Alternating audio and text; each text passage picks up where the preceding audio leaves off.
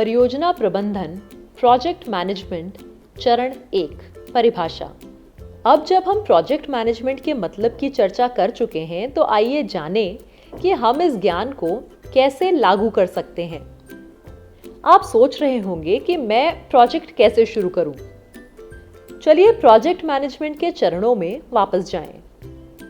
जैसा कि आप जानते हैं, प्रोजेक्ट मैनेजमेंट का पहला चरण परिभाषा है। प्रोजेक्ट को परिभाषित करने के लिए हमें प्रोजेक्ट के ऊपर विचार करना होगा और प्रोजेक्ट का मुख्य लक्ष्य तय करना होगा। आइए इस चरण के बारे में अधिक जानें। परिभाषा चरण का पहला उपचरण समस्या की पहचान है।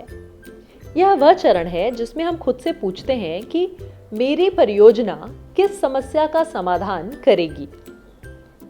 हमारे समुदाय के लोगों के सामने आने वाली समस्याओं की पहचान करने के लिए हमें समुदाय के सदस्यों जैसे कि युवाओं, वयस्कों या पंचायत का सर्वेक्षण करना होगा, इन मुद्दों को समझने के लिए जिनका वो सामना कर रहे हैं। जैसे आप अपने गांव में कुछ सुविधाओं में सुधार करना चाहते हैं और समुदाय के सदस्यों से बात करने के बाद आपको पता चलता है कि शाम के समय गांव में बिजली की समस्या है, जिसकी वजह से युवाओं के लिए स्कूल के बाद अपनी पढ़ाई पूरी करना मुश्किल हो जाता है।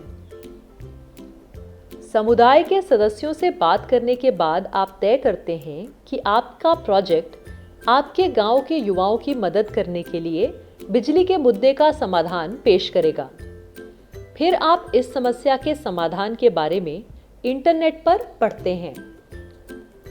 समस्या की पहचान करने के बाद आपको एक आइडिया का चयन करना होगा जो आपकी चुनी हुई समस्या को हल करने में मदद करेगा। यहाँ हमें अपने आप से पूछना होगा कि हमारे प्रोजेक्ट का मुख्य लक्ष्य क्या है।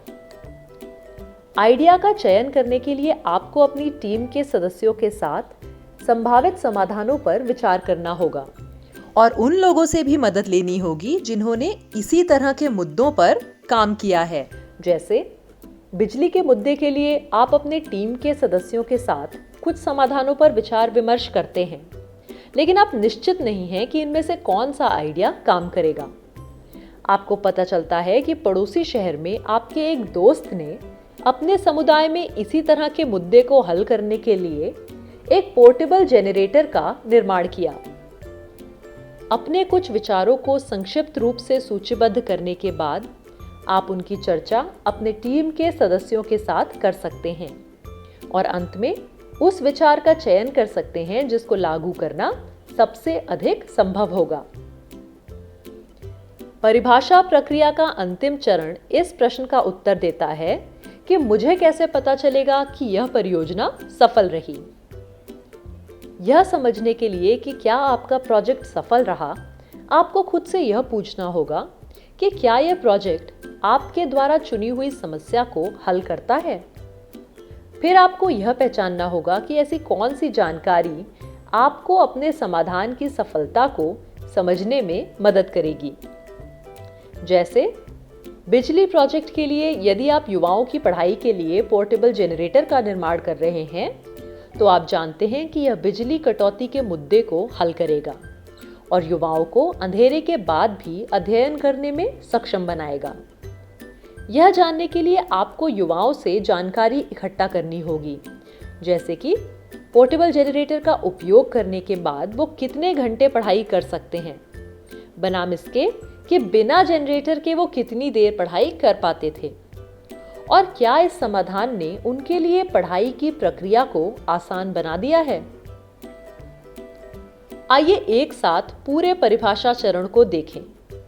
इस चरण के भीतर 3 छोटे उपचरण हैं। पहला, समस्या की पहचान, दूसरा, विचार का चयन और तीसरा, सफलता क्या है। जब आप इन तीनों उपचरणों को पूरा कर लेंगे तो आपको पता चल जाएगा कि आपको अपना प्रोजेक्ट कैसे शुरू करना है। आज हमने प्रोजेक्ट मैनेजमेंट के परिभाषा चरण के सभी उपचरणों के बारे में सीखा। जैसा कि आप जानते हैं कि प्रोजेक्ट मैनेजमेंट में 3 और चरण हैं। यदि आप बाकी चरणों के बारे में अधिक जानना चाहते हैं तो अगला वीडियो देखें।